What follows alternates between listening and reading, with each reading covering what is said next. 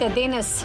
Војската на Украина зазела повеќе од 600 населби од руските сили во рок од 1 месец, јавија официјалните лица. Зеленски рече дека Украина ќе создаде специјален суд за злосторствата на руската агресија. А нов извештај открива дека Кина отворила десетици полициски центри во странство за да апси кинези што избегале од државата. Останете со нас. Поздрав до сите што не гледаат, јас сум Милена Ѓоргиевска. САД објавија стратегија за национална безбедност во која на 48 страници е објаснет планот на председателот Бајден, како да се справи со заканите дома и во странство. Стратегијата ги издвојува Москва и Пекинг како авторитарни сили, кои представуваат закана за меѓународниот мир и стабилност. Во исто време со стратегијата излезе и нов извештај кој предупреди дека Кина отворила десетици полициски центри во странски држави. Еве ги деталите. Ова е видео што го објави канцеларијата на обвинителот на градот Лишуи во Кина. Локалните кинески агенции во Шпанија најдоа осумничен кој се бара за загадување на животната средина дома. Во така наречениот странски полициски центар во Мадрид, тој е испрашуван онлайн од страна на полицијата во Кина. Веднаш до нив седи член на семејството на осомничениот. Во видеото до обвинителот се вели дека осомничениот бил убеден да се врати дома да се соочи со обвинението. Ова е вознемирувачка нова тактика, вели Лора Харт, која авторка на извештајот на групата за човекови права Safeguard Defenders. Which basically means like threatening, harassing family members. Што во суштина значи закани и вознемирување на членови на семејства и роднини дома, за така наречениот бегалец, како што велат тие, волонтерски да се врати во Кина. Шпанија потврди дека го истражува инцидентот. Кинеските власти се фалат дека помеѓу април 2021 и јули 2022 година убедиле преку 230.000 кинески државјани, од кои повеќето живеат во Југоисточна Азија, да се вратат дома за да се соочат со кривични обвиненија. Извештајот забележува дека Кина отворила најмалку 54 полициски центри на 5 континенти, согласно слободно достапните официјални документи. 3 се регистрирани во Британија, вклучувајќи и оваа адреса во северен Лондон. Бизнисите кои работат овде негираат каква било поврзаност со кинеската влада. Тие одбија интервју за Гласот на Америка. Повеќето од локалните кинески граѓани за Гласот на Америка изјавија дека не знаеле за овие полициски центри и не сакаат да бидат интервјуирани на камера. The Chinese regime is becoming increasingly brazen. Кинескиот режим и неговите институции стануваат се побесрамни, спроведувајќи ги овие нелегални активности низ светот, дури и без да ги сокријат добро. Еднакво загрижувачки е и фактот што демократските влади очигледно не се многу свесни, дури ниту загрижени, за тоа што се случува на нивна територија, спротивно на нивниот територијален суверенитет. Британската влада за Гласот на Америка рече дека која било странска држава што оперира на територија на Обединетото кралство мора да ги почитува законите на Обединетото кралство, но не потврди дали спроведува истрага. Фин Лао добро ја познава долгата рака на Кинеската комунистичка партија. Како лидер на протестите во Хонг Конг во 2019 година против Пекинг, тој бил баран од полицијата поради што избегал во Британија.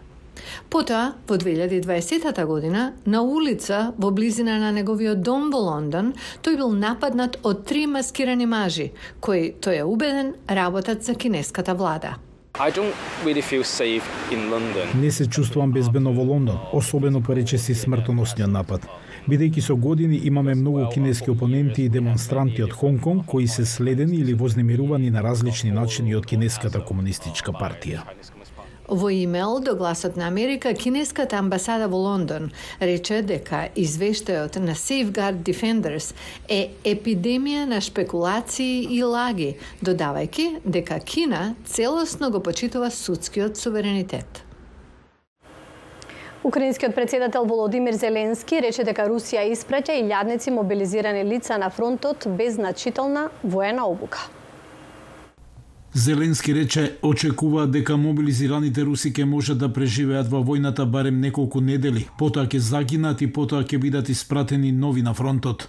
Но таквата употреба од страна на руските генерали за нивниот народ како топовско месо овозможува да се создаде и дополнителен притисок врз нашите бранители.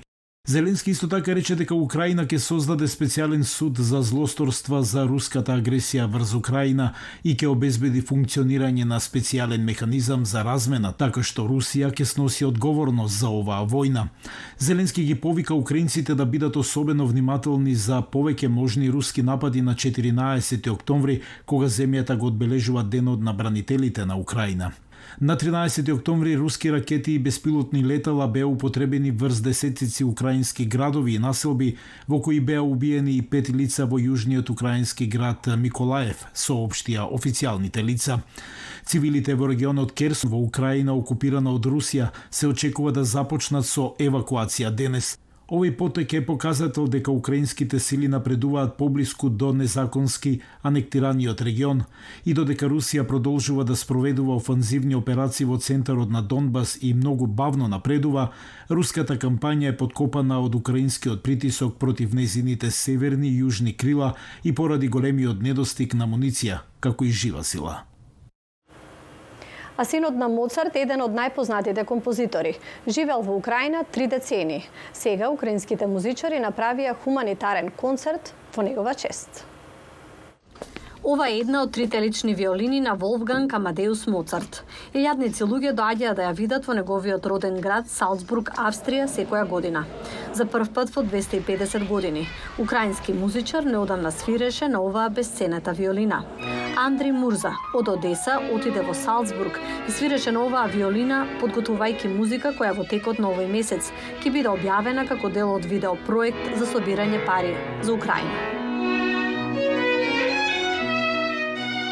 Овој инструмент бил направен од Пиетро Антонио Дала Коста во 1764 година, а го поседувал Моцарт за време на виенскиот класичен период.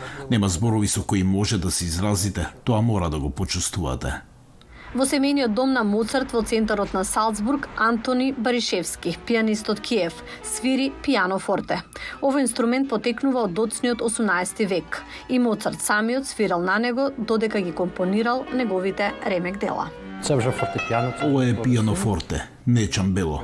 Има само еден педал што се притиска со колено, а не со стапало како модерните инструменти.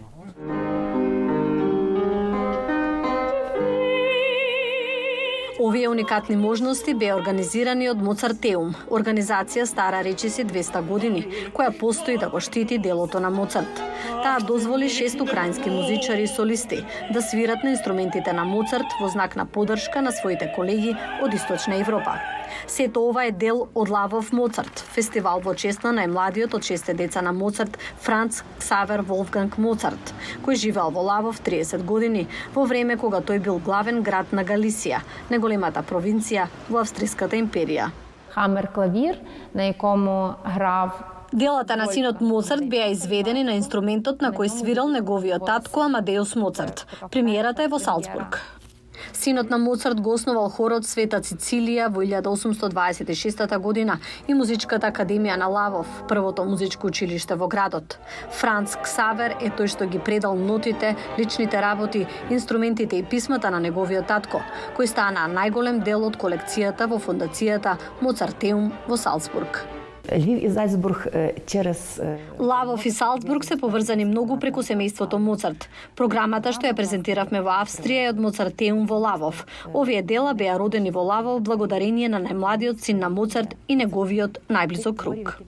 Изведувачите од кои дел мораат да бидат преместени за време на војната се надеваат дека парите собрани од концертот ќе се искористат за обнова на уништениот универзитет за уметност во Харкив.